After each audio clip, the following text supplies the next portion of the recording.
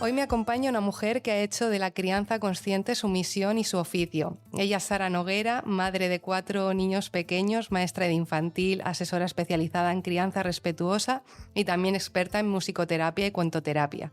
Sara es la creadora de Kimudi Crianza, un espacio donde la maternidad y la educación se encuentran desde el respeto, el acompañamiento y la información basada en el bienestar infantil y familiar. Su proyecto nace, como muchos de los que pasan por este podcast, de una fusión poderosa, su experiencia profesional como educadora y su vivencia personal como madre. Desde ahí, Sara ofrece recursos, talleres y asesoramiento, tanto presencial como online, para que las familias puedan criar desde el disfrute, sin juicios ni culpas y con herramientas que realmente conecten con sus valores. En este episodio vamos a hablar de cómo nació Kimudi, de lo que implica criar desde la conciencia, del papel transformador de la maternidad en su camino y también de cómo las historias, la música y el juego pueden ser puentes maravillosos para acompañar la infancia con presencia y sentido. Bienvenida, Sara. Araceli, muchísimas gracias. Creo que es la presentación más bonita. Sí, así. Muchas gracias por invitarme y un placer estar aquí. Me alegro. Ya te decía hace un momento, ¿no?, que para mí ha sido y sigue siendo un referente, ¿no? Quitando toda esa presión que hablábamos de... Pero sí que es real, ¿no?, que yo te descubrí cuando me convertí en madre por primera vez hace 4 años y me ayudaste tanto el seguirte porque creo que transmites unos valores muy importantes hacia, ¿no?, la crianza y hacia las madres en sí, no solo la importancia de criar, ¿no?, sino de maternar, ¿no?, de cuidarnos nosotras, y lo haces también tanto desde la humildad y el acierto y el error, es decir, mostrando la realidad, porque yo seguía muchas cuentas y que también muy interesantes, que me ayudaban, pero sí que es cierto que hay veces que sentía mucha presión, ¿no? Parecía que todo tenía que hacerse de una forma, con unas expectativas y hay veces que decía, jolín, es que creo que me está dando más ansiedad seguir estas cuentas que otra cosa. Pero contigo, con el tipo de contenido que tú compartes, como también cuentas pues esas cosas que a veces hacemos porque ya no podemos más, o esos, ¿no?, entre comillas, errores, que tampoco creo que sean errores, sino que forman parte del proceso de maternidad y de relativizar un poco las cosas. Entonces, eso me transmitía mucha calma en decir, bueno, ¿no? Y creo que has creado una marca tan potente que a mí me pasa que cuando tengo alguna duda sobre cómo estoy criando alguna cosa que ocurre, o ahora que tengo a los 2 peques y tienen algún tipo de conflicto, siempre me vienes a la cabeza, ¿no? Es decir, tengo que mirar a ver si en los talleres que tiene Sara, si aquí esto puedo encontrar herramientas, ¿no? Eres como la persona que primero me viene a la cabeza cuando se trata de temas de criar a mis hijos, ¿no? Y yo quería pues transmitirlo aquí de que vamos, que es fundamental el trabajo que tú haces. Pues mira, me encanta y me hace muy feliz porque además yo cuando creé el proyecto yo no tenía intención de hacer una diferenciación de otros profesionales, pero sí tenía claro que yo quería trasladar la información desde el realismo. Entonces, es verdad que la divulgación, ya no solo en educación en general, la divulgación es muy teórica siempre y la teoría en la crianza se queda muy coja porque nos olvidamos que hay seres humanos delante. Entonces, la teoría está fenomenal, pero cuando la aplicas a la práctica, tienes que ser muy indulgente, tienes que ser muy realista, tienes que ser muy consciente de lo que nos rodea. Y yo creo que eso es lo que me ha permitido a mí trasladar la información a la gente, que no lo he hecho desde la necesidad de divulgar algo nuevo, porque no hay tanta novedad en lo que divulgo. Por supuesto, yo tengo una metodología propia, pero no es tanto la novedad de lo que aporto, sino de cómo lo comunicamos, de el ser imperfecto es parte de una realidad que tenemos que asumir, entonces la teoría nos viene fenomenal, es la base, pero la teoría tiene tantas aristas Claro. que mejor asumamos que gracias a Dios no somos matemática pura. Uh-huh. Entonces, Total. no es todo A más B es igual a C. Uh-huh. Esto es A más B es igual a 80 permutaciones. Claro, claro, totalmente.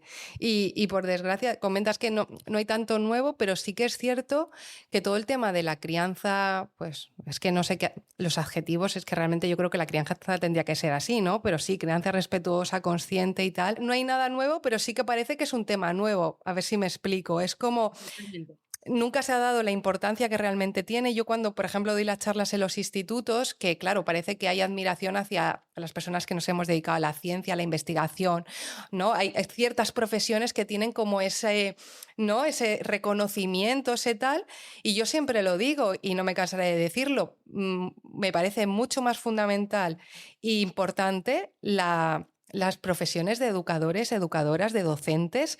O sea, es tan importante y sobre todo en la primera infancia. O sea, en infantil es que es la única manera de cambiar el mundo. O sea, sí, la ciencia por lo menos, por supuesto, es necesaria, importantísima, la investigación y tal, y el papel que tenemos las personas que nos dedicamos a esto. Pero es que la educación es que no puede estar, ¿no? En otro nivel, ¿no? Es que tiene que estar a la par o incluso más, me parece fundamental, ¿no? Y por desgracia, pues en este país y pues no se valora como se tiene que valorar, y ya te digo, y especialmente en las etapas más tempranas, ¿no? Siempre existe esa creencia tan limitante y tan errónea de que no estudiar, pues eso, magisterio infantil y tal, es como que no tiene valor cuando es, y aparte es tan complejo, es tan complejo entender cómo funciona un niño y una niña, entender cómo es la neurociencia en los niños y las niñas, toda la parte de la gestión emocional, toda esa parte es que me parece importantísima, y no solo ya aplicarla dentro del sistema educativo, sino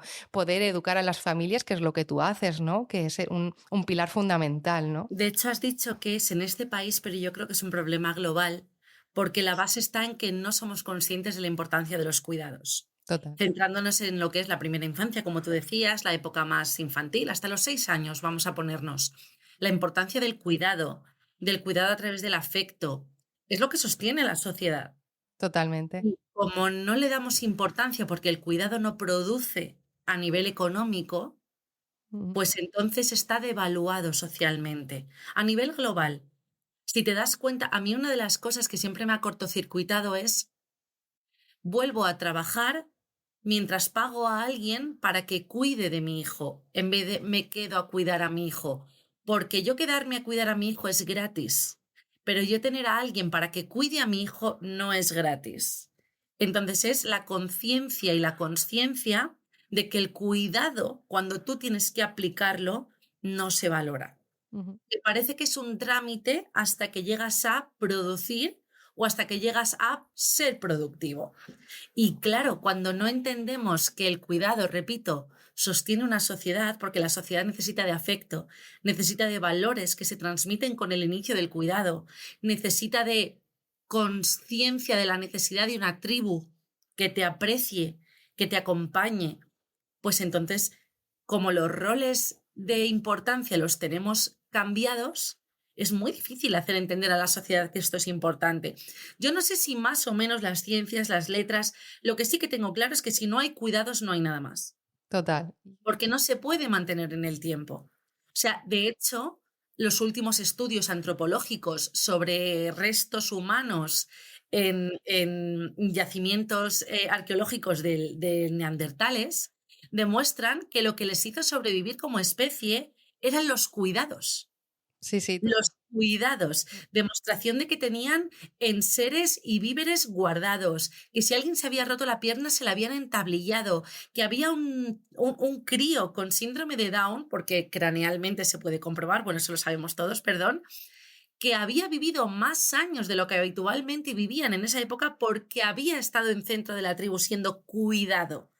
Entonces, qué maravilla empezar a ser conscientes de la importancia del cuidado.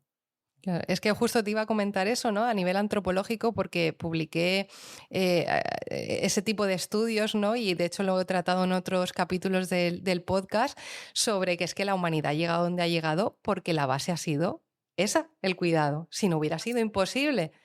Mm. De hecho, yo siempre en todas las charlas que doy, que es para familias con más pequeñitos, que tú decías adolescentes, yo me centro en más pequeños, digo, aquí no hemos llegado por ser los más guapos.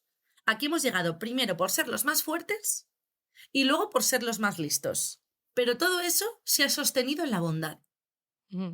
en el saber que nos necesitamos entre todos y que tenemos que cuidarnos entre todos. Claro. Totalmente, sí. Yo en la situación mía, por ejemplo, ¿no? A la gente le ha sorprendido cuando yo me he quedado con mis hijos así más de pequeños, no han ido a la escuela infantil por decisión propia y también porque he podido hacerlo, porque hay que tener en cuenta siempre el contexto y la realidad de cada madre. O sea, esto es una realidad y es lo que hay, ¿no? En mi caso, bueno, y también volviéndome un poco loca, intentando organizar y cuadrar, que es muy difícil, ¿no? Pero la gente se sorprendía, oye, no va a la escuela infantil y entonces, ¿cómo que y entonces? Pues está conmigo.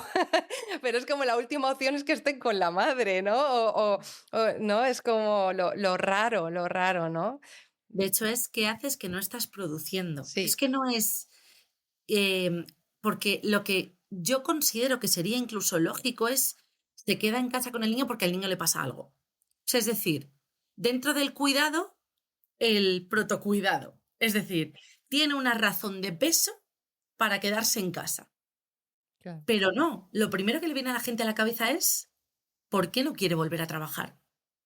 Cuando realmente el trabajo más increíble, menos valorado y más agotador que vamos a hacer en esta vida es maternar, es criar. Ujú. Sí, totalmente, totalmente. Pero bueno, la realidad es que vivimos en un sistema capitalista.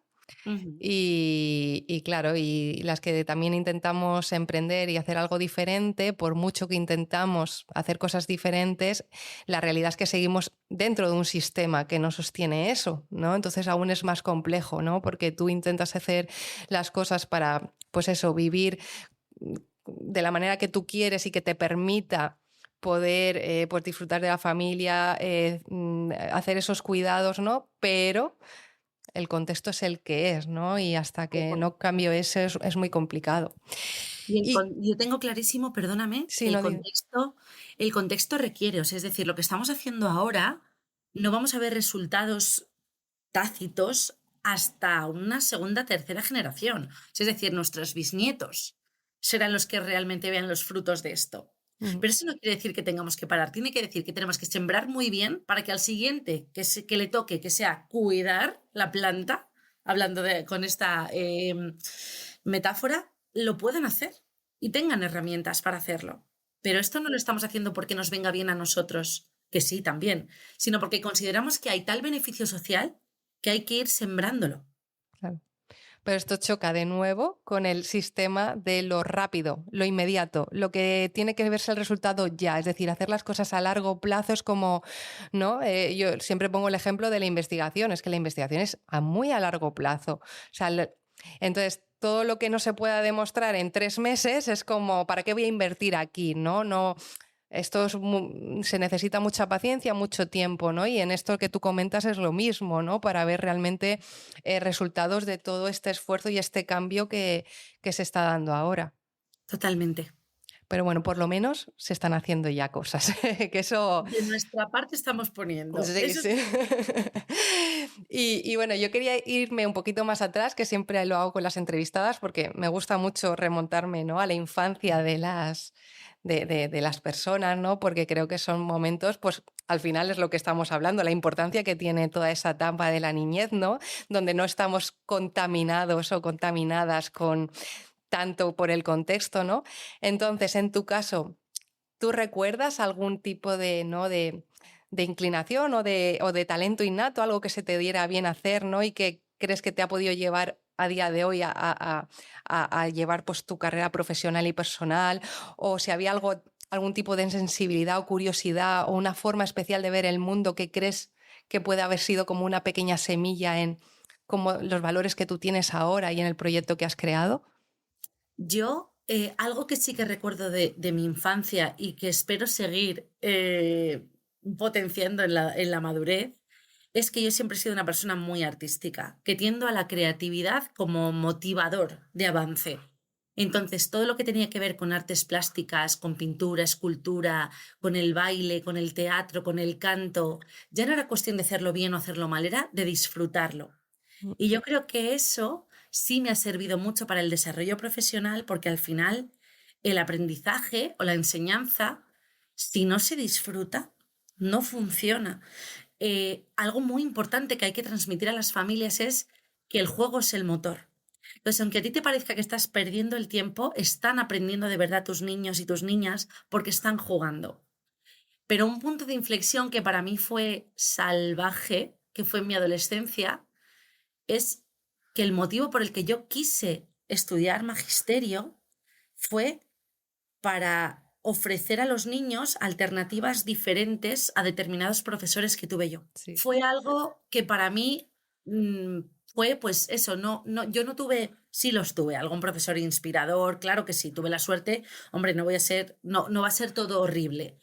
Pero para mí el punto de inflexión de a qué me quería dedicar o cuál iba a ser el inicio de mi trayecto, porque luego no me he dedicado al aula finalmente, fue él. Yo no quiero, o sea, yo quiero ser diferente a esta gente, yo quiero educar de otra manera, yo quiero respetar a la gente, yo quiero tratarla como un ser humano de derechos, no como un igual en cuanto a responsabilidades, pero sí en cuanto a derechos, sí en cuanto al respeto. Y ese fue el punto de inflexión en mi adolescencia, después de varias maestras o maestros que para mí fueron un pozo de inseguridad, de autoconcepto negativo, de creerme que yo no iba a poder ser capaz, de creerme que... Y aun llevándoles la contraria con el tiempo, yo tenía clarísimo que no quería eso. Y cuando empecé a perfilar ya el camino hacia el acompañamiento respetuoso, también lo enfoqué hacia allí. Es que a mí, si me tuvieran que acompañar, yo querría ser un profesional que dé aliento, no que te haga sentir mal. Yo invito a la gente a que huya de aquellos profesionales que te venden sus servicios a través del miedo, porque creo que el miedo es la mejor venta del mundo, igual que es el mejor controlador del mundo. Pero cuando tú haces algo con miedo, aprendes desde la angustia. Y aprender desde la angustia es estar todo el rato en tensión. Y tú no puedes criar en tensión. No es lo mismo que un profesional te diga, si no haces mi curso, tu hijo se va a ahogar en la piscina, que te digan, con mi curso vas a tener herramientas para que si pasa algo en la piscina, puedas actuar. Total. Es que es totalmente distinto el mensaje. El primero es culpabilizador, inhabilitador, y el segundo es acompañamiento, seguridad, autonomía. Entonces, yo quería llegar a ser ese profesional. Como maestra no sé si lo habría conseguido porque no ejercí en el aula el tiempo suficiente como para valorarlo, pero como profesional creo que estoy sin duda en el camino. Totalmente, ya te lo digo yo que sí. Y qué interesante, ¿no? Eso que comentas, ¿no? Esas pequeñas, ¿no? Momentos de inflexión en nuestra vida, qué importantes son escucharlos, porque hay veces que estamos tan metidos en, ¿no? Pues eso, en la rueda, en el sistema y tal, y hay veces que nos olvidamos de escucharnos aquello que nos motiva, que realmente es lo que es importante para nosotras, ¿no? Y sobre todo a las mujeres, ¿no? Que nos han hecho un poco pues no tenernos en cuenta, ¿no? Y qué importante darle el valor ese que tú le diste y que para ti era importante y que era como tu foco, ¿no? Y que luego has podido utilizar en tu emprendimiento, ¿no? Y creo que el entorno familiar también lo favorece en el sentido de yo tuve la suerte, y digo la suerte porque me parecía una obviedad, pero luego he conocido mucha gente que no ha tenido esa suerte, que es que mi madre y mi padre, con tal de que fuera feliz, que hiciera lo que quisiera en la vida. Es decir, si quieres ser malabarista, sé malabarista, es maravilloso, esfuérzate a tope, Mm. pero sé malabarista. Entonces, también sentir que tienes el apoyo detrás de tu familia o de tu pareja o de tus amistades, que no es que tengan que entender tus decisiones, es que las tienen que apoyar. Creo que ese también es un punto de inflexión importantísimo en cuanto a las decisiones que vamos tomando en la vida. O sea, ¿qué te voy a contar en la infancia? La importancia de la validación, la importancia de la aceptación, porque eso es lo que luego nos permite ser conscientes de que equivocarnos no es un problema. Mm. El problema es no redirigir, pero tener una base en la que te sientas seguro, a la que poder acudir cuando metes la pata, es importantísimo. Yo creo que eso yo lo agradezco mucho el haberlo recibido. Es que es fundamental lo que acabas de decir, el entorno que tú tengas y ese apoyo. Y de hecho yo siempre pongo los ejemplos, yo cuando doy las charlas estas en los institutos, yo las doy en el Día Internacional de la Mujer, la Niña y la Inocencia, ¿no? Y hablo de científicas a lo largo de la historia, pues que hicieron muchas cosas, pero yo hubo un momento, y antes de ser madre, que yo decía, ostras, en esas épocas tan difíciles para la mujer, ¿no? Que es que ni siquiera podían estudiar, básicamente, ¿quién había detrás de esas niñas que al final llegaron hasta ahí? Y me encontré con las historias de las madres de esas científicas que yo decía, ostras, y yo pongo, por ejemplo, el ejemplo de Jane Goodall. Jane Goodall no tenía ni Tal cual, estudios tal cual. y ella dijo, yo quiero irme a África a estudiar a los animales allí y su madre dijo, pues me voy contigo. O sea, si quieres conseguir esto, no, tienes que ser perseverante, no lo vas a tener fácil como vivimos, pero yo te apoyo, yo confío en ti y yo me voy contigo a África a que tú empieces tu sueño y mira qué importante ha sido a día de hoy que aún sigue en activo la mujer y todo lo que ha hecho, ¿no? Entonces es lo que tú dices, ese apoyo, ese entorno de decir, no entender ya tu motivación, sino apoyarla, ¿no? Y estar ahí. Y la cantidad de esto es el alegato feminista del que no me puedo ir de ningún lugar sin soltar algún alegatillo. Yo estoy convencida que muchas de las cosas que a día de hoy se reconocen como anónimas, las escribieron o las hicieron mujeres. Sí, sí, sí, sí. Pero que si el simple hecho de decir que la había hecho una mujer seguramente estaría infravalorado. Yo estoy convencida de que el Lazarillo de Tormes está escrito por una mujer. Si es que pongo la mano en el fuego, porque habla de cuidados, habla de lo que es mirar desde la mirilla lo que hacen otros, seguir aprendiendo a través de la observación, algo que es que estaba inherentemente ligado a nuestro papel. Mm. Entonces, ¿qué de cosas hemos hecho las mujeres sin decir que las hemos hecho nosotras para que pudiera ser valorado por el mundo? ¿Y qué de cosas hemos llegado a hacer las mujeres porque ha habido otra mujer detrás que ha decidido ir parando toda la información negativa que venía de fuera para que no le llegase a esa y pudiera avanzar? Como lo que estás diciendo de Gudam, es qué de cosas tuvo que cubrir su madre de gente opinando negativamente, de gente infravalorándola por ser mujer. ¿Qué de cosas paró para que a su hija no le afectasen y pudiera desempeñar su trabajo? Sí, totalmente. Yo no sé si conoces la historia de Oliva de Sabuco. Oliva de Sabuco fue una mujer de Albacete que en el siglo, yo creo que fue el siglo XV más o menos, ella escribió un libro muy revolucionario. Y entonces, claro, ahí estaba todo el tema de la Inquisición, podía haber sido perseguida. Entonces ella envió el libro al rey que había en España en aquel momento, diciéndole, mira, necesito que protejas este libro que yo he escrito. Era un libro que iba en contra de todos los filósofos, grandes filósofos como Aristóteles y tal, que eran muy misóginos, ¿no? Y ella cuestionaba todo eso, fue la primera en hablar de cómo funcionaba realmente la reproducción humana, porque antes se pensaba pues que la mujer era el recipiente simplemente y no hacía nada.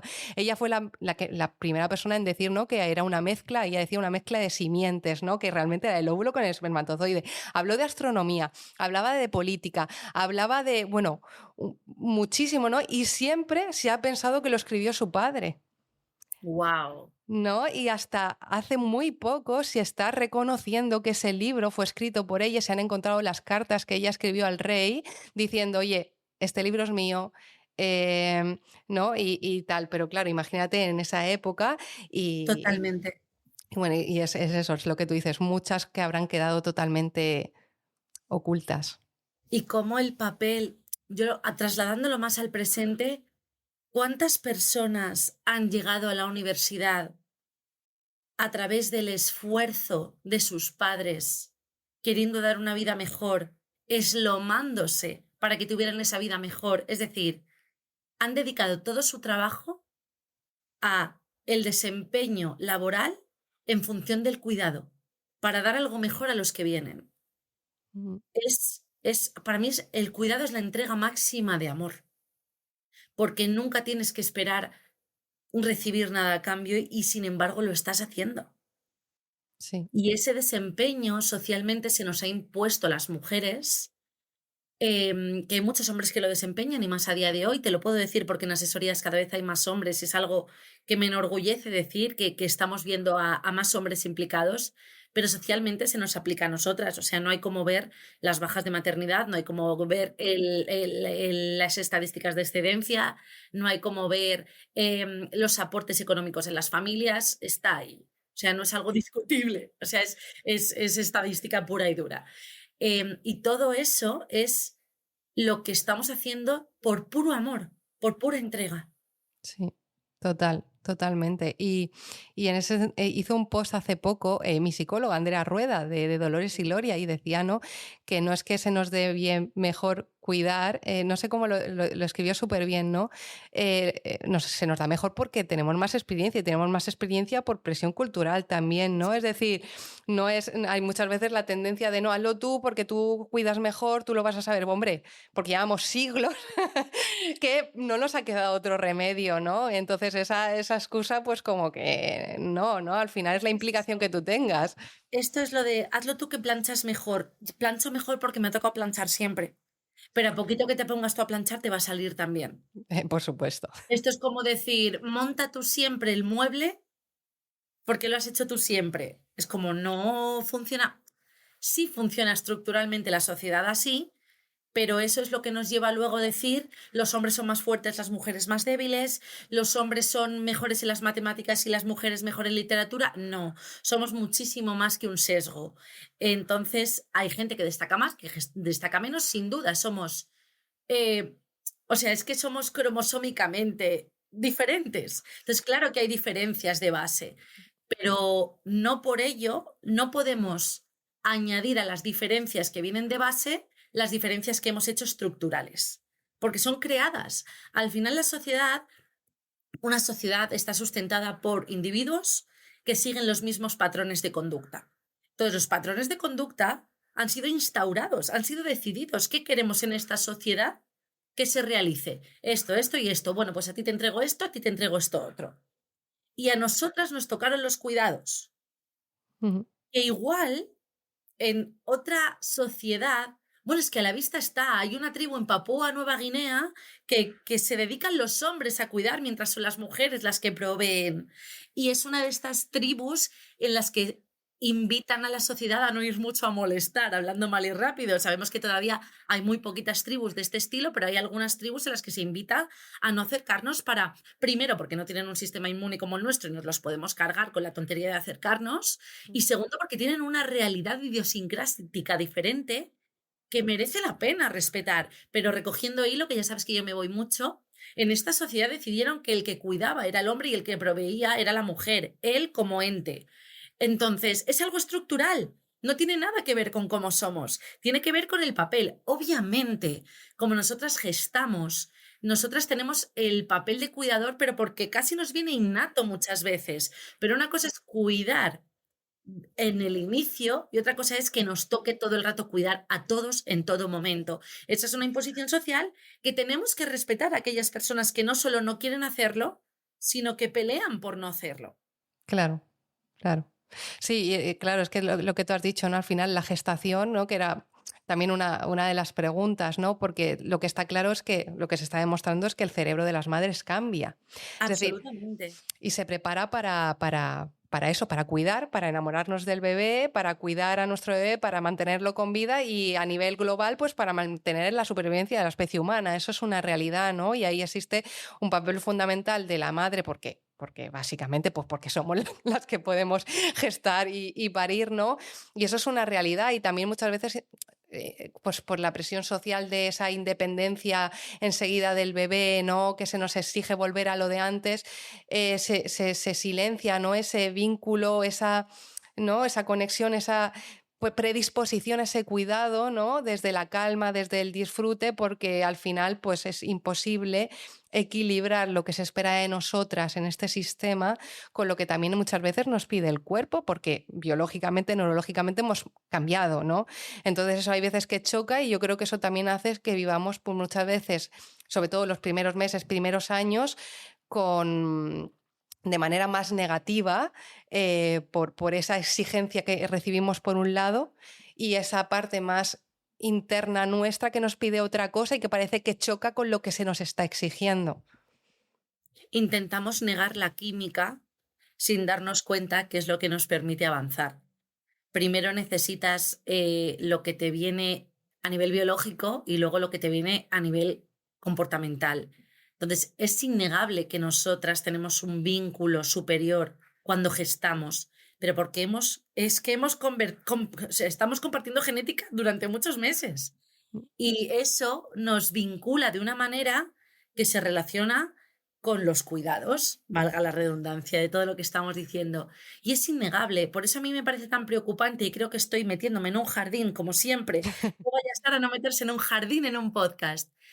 Para mí, el problema, uno de los grandes problemas de la gestación, del vientre de alquiler, no la voy a llamar gestación subrogada, es que negamos que la gestante tenga vínculo.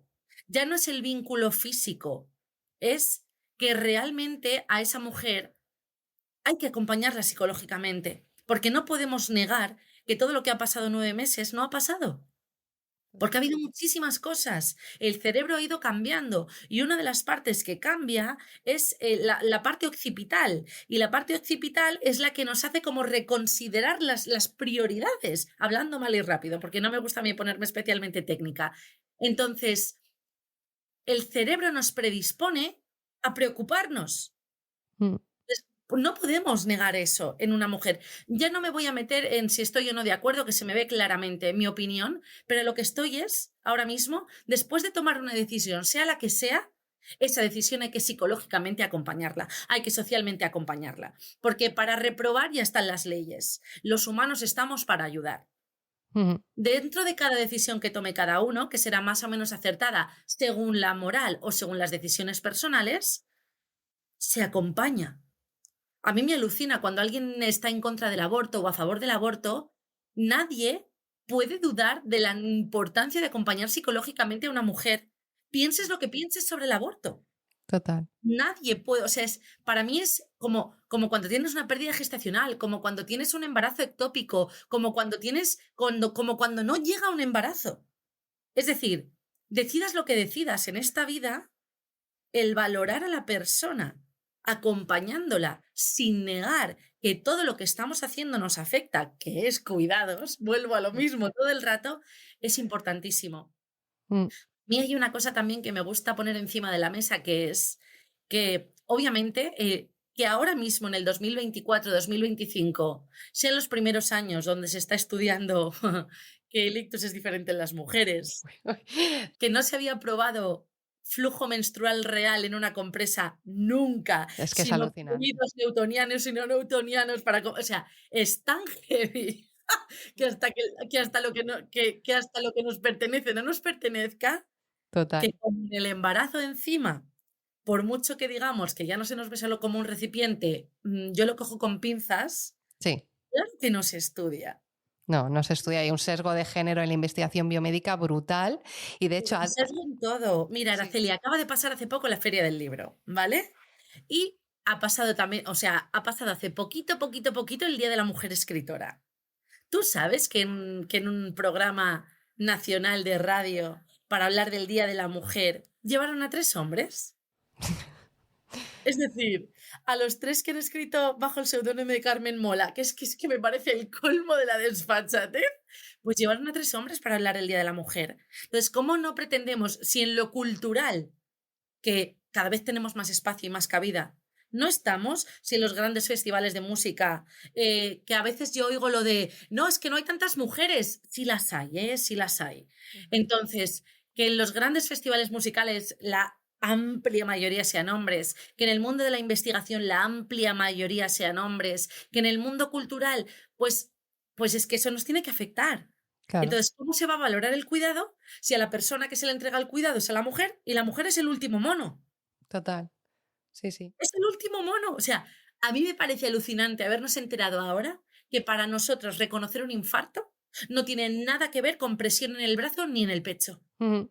Nada que ver, nosotros tiene que ver con cefaleas, tiene que ver, es alucinante. Sí, Y sí. hasta ahora, a ti te dolía un día el brazo y decías, me estará dando un infarto. No, cielo, lo que estás es agotada. ¿Vale? Lo que estás Claro, es agotada. claro. Pero es alucinante. Yo no sé si un hombre podría aguantar toda la presión estructural que hemos aguantado las mujeres toda la historia.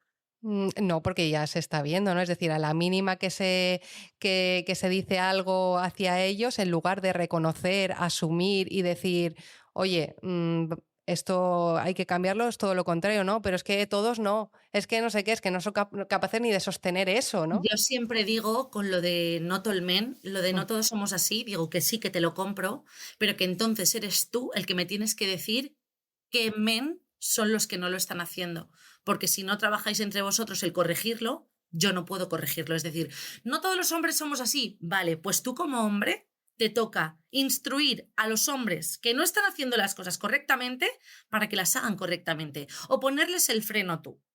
Porque lo que no puede ser es que me digas, no todos los tíos, pero tampoco estáis trabajando para que esos tíos que están poniendo la etiqueta negativa sobre todos dejen de actuar como tal. Y Claro. ya no hablo dentro de los abusos, que ya me pareció un tema demasiado espinoso para abrir en el podcast contigo, pero hablo del tema de los cuidados, del tema del trabajo en casa, trabajo, porque es trabajo, que no se pague no quiere decir que no sea un trabajo. Hablo de todo lo que es la gestión familiar, hablo de todo lo que es la agenda de una mujer, va mucho más allá de lo laboral.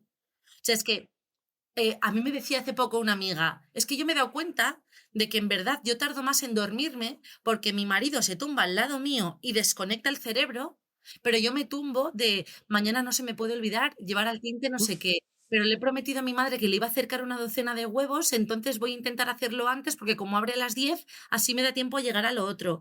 Tú vas a comer un día aleatorio a un restaurante y hay tíos, solo hay tíos en traje porque las mujeres en ese momento están optimizando. Total. Están haciendo la compra, haciendo recados, yendo por fin a que le vean el tobillo que le duele desde hace un mes y no ha encontrado el hueco para ir al hospital. Y eso pasa con los cuidadores, que son los que no son cuidados.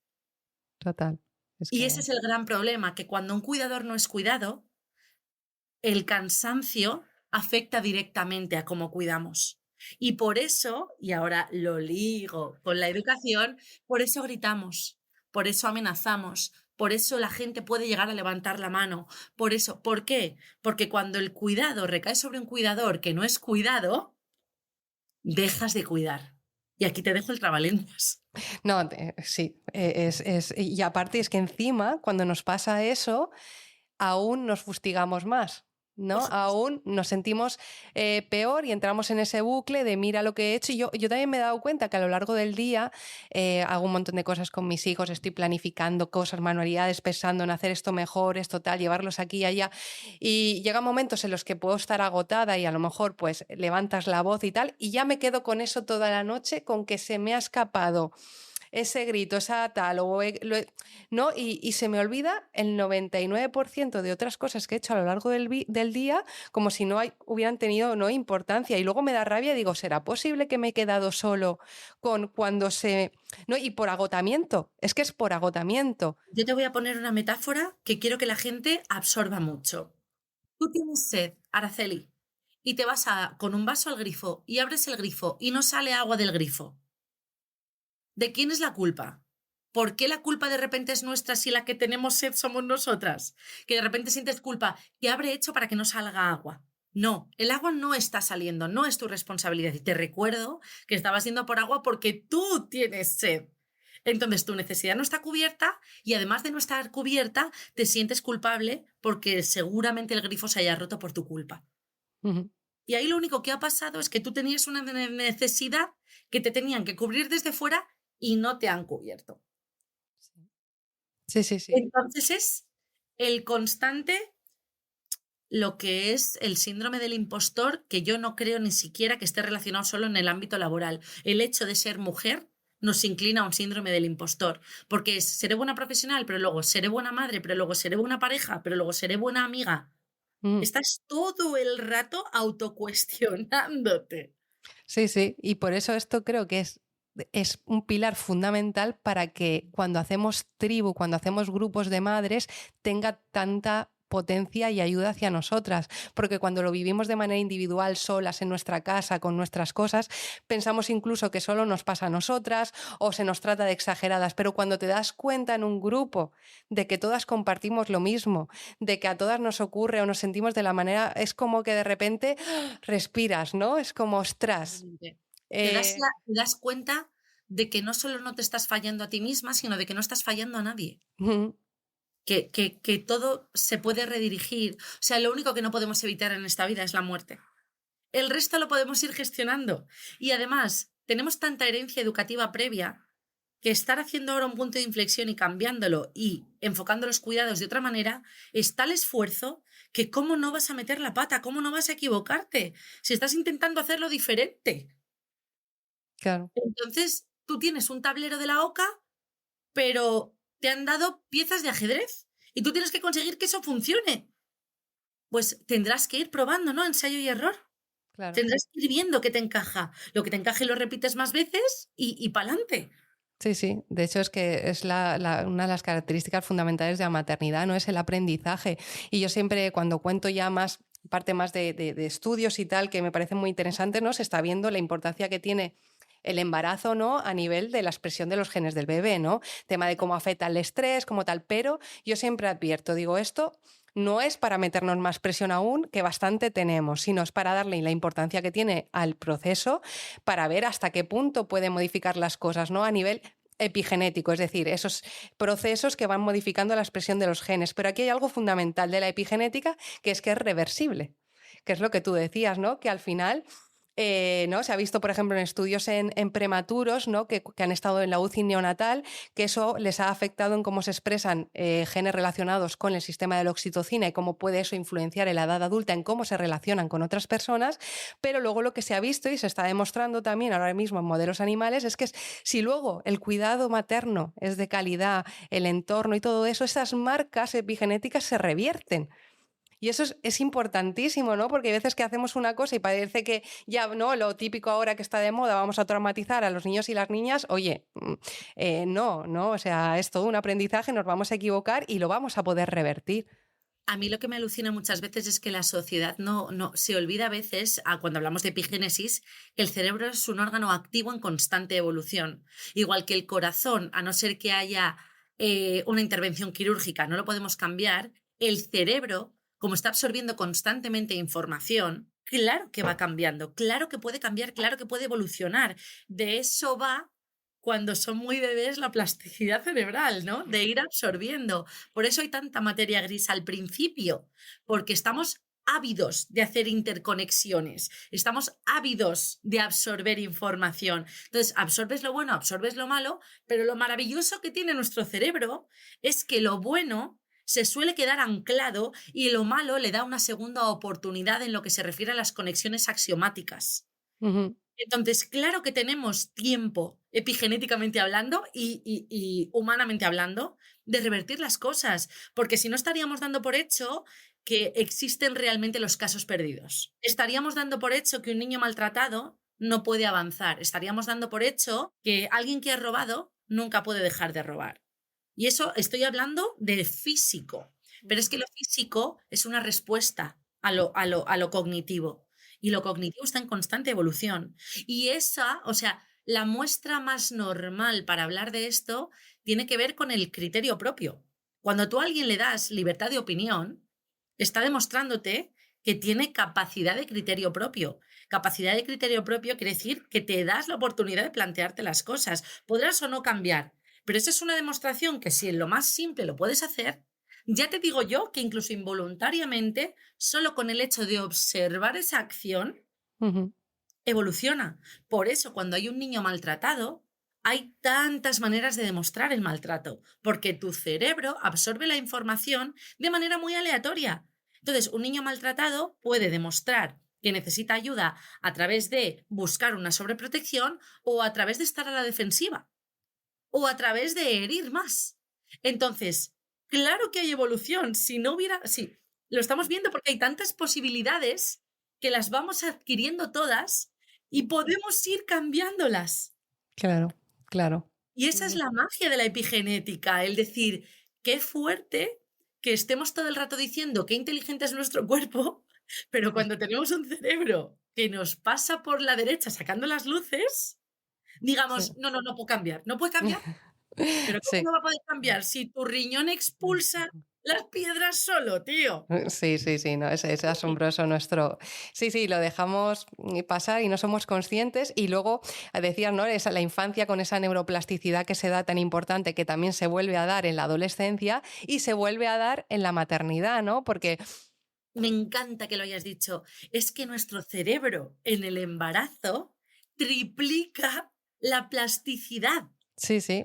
Y de ahí por acción de las hormonas del embarazo, que son las que están en niveles súper altos, que son las que llegan al cerebro y pueden hacer todos estos cambios. Y en ese sentido yo te iba a preguntar, porque ya eres una persona creativa desde niña, ¿no? Pero la maternidad, cuando ya te quedaste embarazada y todo eso, ¿qué habilidades o qué capacidades crees que se te han potenciado, que has sentido tú? Porque hay mucha relación entre la maternidad en sí y la creatividad, por ejemplo, ¿no? ¿Tú has sentido que ha habido un cambio desde antes de ser madre a después de convertirte en madre y sobre todo de cara a tu proyecto? Sí, yo me enganché a la necesidad de la sororidad como un clavo ardiendo. Yo cuando fui madre fue la primera vez de verdad en la que fui consciente de la importancia de ser mujer y presentarme como mujer ante el mundo. Y la importancia de la sororidad, la importancia de la tribu, la importancia de valorar a otras mujeres, la importancia de no juzgar, fue un punto de inflexión muy potente en mi maternidad. No quiere decir que antes no lo tuviera presente, pero no lo tenía centrado. Seguramente no era tan consciente. Empecé a leer muchísimo, no sobre maternidad, porque creo que no hay peor consejo a una mujer que decirle lee sobre maternidad. ¿Vale? A un hombre no le dices lee sobre paternidad. No puedes leer sobre maternidad porque tu maternidad va a ser totalmente diferente a la de al lado. Entonces ve informándote según surjan las cosas. Pero tener en la mesilla los 1000 primeros días de tu hijo, vas a cortocircuitar. Total. Va a otra velocidad todo. Total. Entonces, ponte un libro en la mesilla que te haga feliz y ya está. Eso me Pero parece el mejor consejo que se puede dar a cualquier madre. además, a mí me alucina que es como, no, yo cada vez que voy a acostar a mis hijos, pues si ese día se han peleado, les leo un libro de no pelearse. Y es como, pero tú te vas a dormir con un diccionario Larousse en la mesilla de noche. O sea, tenemos que leer para disfrutar, porque cuando el cerebro se va a dormir disfrutado, las interconexiones y las conexiones neuronales que realiza son mucho más activas, proactivas y eficientes que si se va a dormir aprendiendo, entre comillas. El cerebro funciona mejor si el aprendizaje es transversal y no implicado que si le obligas a aprender. Sí. Por eso se aprende mejor con el juego. Ujú. Porque no estás delante de un libro. Y litio, sodio, potasio, rubidio, Mm. cesio y francio. Estás cantándolo, estás haciendo reglas mnemotécnicas. Entonces, recojo cable porque me he ido muy lejos. Cuando tú eres madre, tienes que disfrutar de la lectura. Eso es así, ¿vale? Pero qué importante es cuando eres madre, cuando yo fui madre, me di cuenta de que la creatividad no era solo lo que a mí me apetecía hacer, sino ir observando lo que les apetecía a mis hijos para también aplicarlo. Sí, sí. Es que se aprende un montón con ellos. O sea, yo siempre me ha gustado cantar y me ha dado tanta vergüenza siempre que jamás he cantado delante de nadie. Yo estudié 10 años en el conservatorio, piano, pero tenía clases de canto y lo pasaba fatal y recuerdo que yo nunca quería cantar y tal. Fue nacer mi hija y mi hijo y yo voy cantando por la calle. Porque es una de las cosas que perdemos las madres, ¿no? Ya la vergüenza. Yo puse un post hace tiempo, ¿no? Es que después de cagarte en el parto es que no vas a ser capaz de hacer, ¿no? Total. O sea, entonces, y me he dado cuenta de que me encanta cantar, que tal, y ahora los disfruto un montón y ha sido a raíz de poder disfrutarlo con ellos, de inventar canciones, de toda esa parte, ¿no? Y luego el tema, ¿no? De la sororidad que tú decías, yo tengo una anécdota contigo porque yo me acuerdo la primera vez con mi hija, la mayor, ¿no? Que era como que me iba a quedar un fin de semana por primera vez sola con ella. O sea, sola con ella me quedaba muchísimos días, ¿no? Pero lo que es dormir varias noches, estar sola en casa con ella y tal, porque mi pareja se iba de viaje, ¿no? Y no sé qué edad tendría mi hija, no sé si llegaba al año o así. Y yo estaba un poco agobiada, ¿no? Madre mía, por la noche me daba como ansiedad y si pasa algo y si no sé qué. Y justo leí una story tuya que decías, este fin de semana señor esposo se va de viaje y me quedo con los 4. Y yo decía, ostras, que se queda con 4 y yo estoy agobiada porque me quedo con primera vez con mi hija sola, ¿no? Y yo sentí un acompañamiento en la distancia contigo, sin yo conocerte de nada, sin haberte preguntado, pero yo decía, bueno, pero es que Sara está con sus 4 hijos, también pequeños, y, ¿no? Y lo está haciendo, ¿no? Y eso a mí me dio una fuerza y me dio una tranquilidad, ya te digo, ¿no? El ver que otras madres, y lo que somos capaces de hacer, con 4 y con 20 también nos quedamos, o Eso sea... te iba a decir, que me quedase con 4 quiere decir que hubo dramas, hubo gritos, un día cenaron viendo la tele nuggets del McDonald's. O sea, es decir, cuando tú te quedas sola por primeras veces, ya no con un hijo, afrontando cualquier situación, tú entras en modo supervivencia. Y cuando consigues tener la situación bajo control, entre comillas, ya te atreves a implementar lo que sueles hacer. Entonces, A mí me parece alucinante que cuando nos enfrentamos a todo lo que es la maternidad por primera vez, nos han imbuido en la perfección de tal manera que nos creemos que tenemos que saber ser madres. Y ser madre es lo más chungo que vamos a hacer en nuestra vida. Es que es fuerte. Entonces, las primeras veces que hagas de madre en todo lo que implica ser madre, esto es como la primera tortita, te sale mal y te la vas comiendo ya mientras salen las otras bien. Sí, Esto es así. Entonces, yo me quedé con 4 y la primera vez que me quedé sola con 4, o sea, todo lo que yo decía como profesional, vamos a evitar hacerlo, porque yo nunca digo esto no se hace, porque el no se hace, bueno, eso lo dirás tú.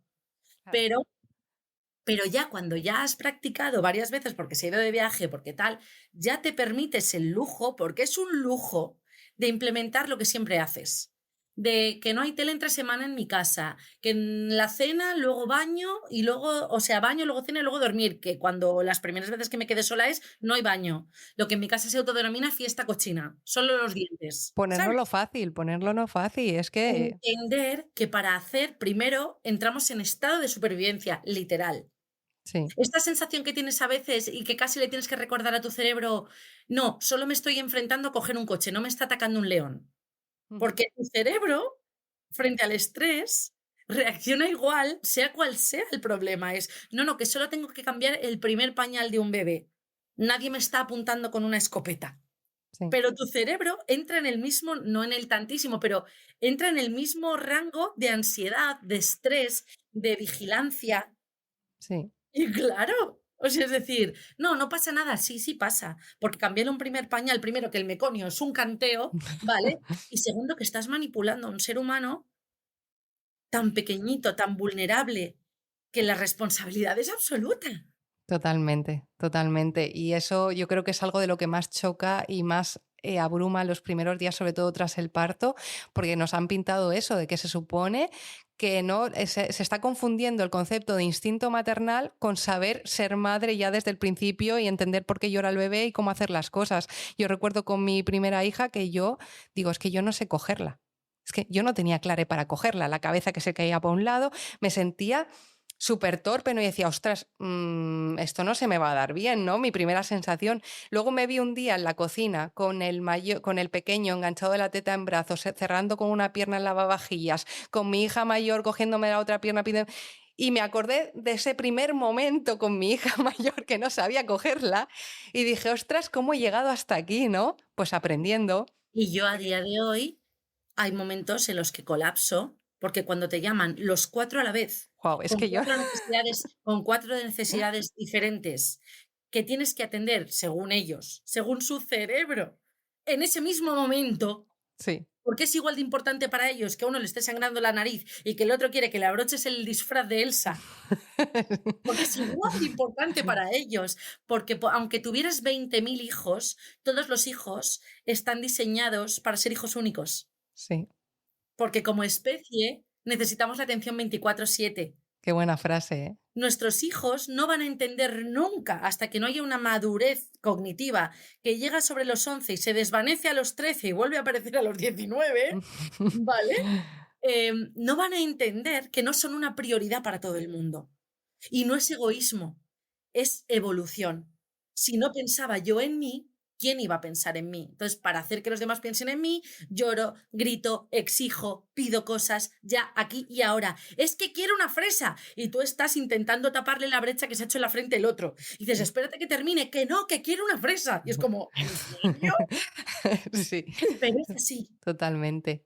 Y habrá muchas, a lo mejor, madres o embarazadas ahora mismo, o madres en posparto que se estén preguntando, ¿no? ¿Cómo has podido equilibrar un poco el llevar a cabo todo este proyecto profesional de Kimudi Crianza y todo lo que estás haciendo con esa crianza con 4 hijos? O sea, ¿qué consejos o qué recomendaciones o qué palabras de aliento les darías a esas madres que ahora mismo están en ese proceso de quizás reinventarse, quizás descubrir que la manera que tenían antes de trabajar es incompatible con la manera ahora de tener un ser humano a cargo, ¿no? ¿Qué les dirías? Les diría primero que no se compartan porque no saben el privilegio desde el que parte cada una. Es decir, yo tengo una red familiar muy cerca que se puede encargar de los niños en caso de que yo les pida ayuda y rara vez me dicen que no. Yo económicamente me puedo permitir una persona que nos ayuda en casa. Entonces, compararse conmigo porque yo puedo estar trabajando a X hora o haciendo X cosa a X hora, no tiene ningún sentido si tú no partes del privilegio. Porque esto es un privilegio. Claro. Entonces, yo puedo trabajar primero porque yo de 9 a 3 es verdad que soy muy optimizadora del tiempo, pero de 3 a 9 soy madre a tiempo completo y a partir de las 9 cojo otra vez el ordenador. Pero todo lo que tiene que ver con ordenar la casa, bueno, lo básico sí, por favor, pero planchar, dejar preparado esto, limpiar el cuarto de baño, hay una tercera persona que me está permitiendo a mí desempeñar mi papel como trabajadora y como madre. Eso es lo primero. Entonces, yo creo que es muy importante no compararse porque primero la gente no tiene por qué estar contando su verdad, pero no contar tu verdad no quiere decir que ocultes, quiere decir que tienes una vida privada y justo por eso no hay que compararse. Claro. Pero también es muy importante cuando quieres emprender o tener un proyecto saber que nada va a ser cómodo ni fácil, pero merece la pena.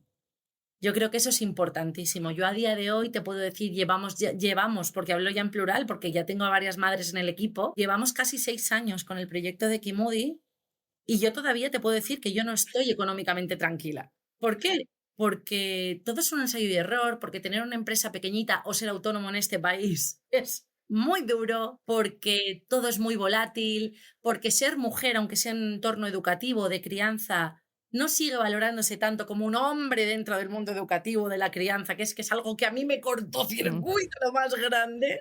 Que no estoy diciendo que no haya hombres buenos, quiere decir que, jope, ya que se nos ha dado ese papel de forma obligatoria, al menos que nos den los créditos vinculares, ¿no? Claro. Pero bueno, eso ya es para otro podcast. Y sobre todo, que la mayor empresa que vamos a montar en nuestra vida se llama familia, que nadie te la va a pagar, que nadie te la va a valorar y que justo por eso tienes que valorártela tú.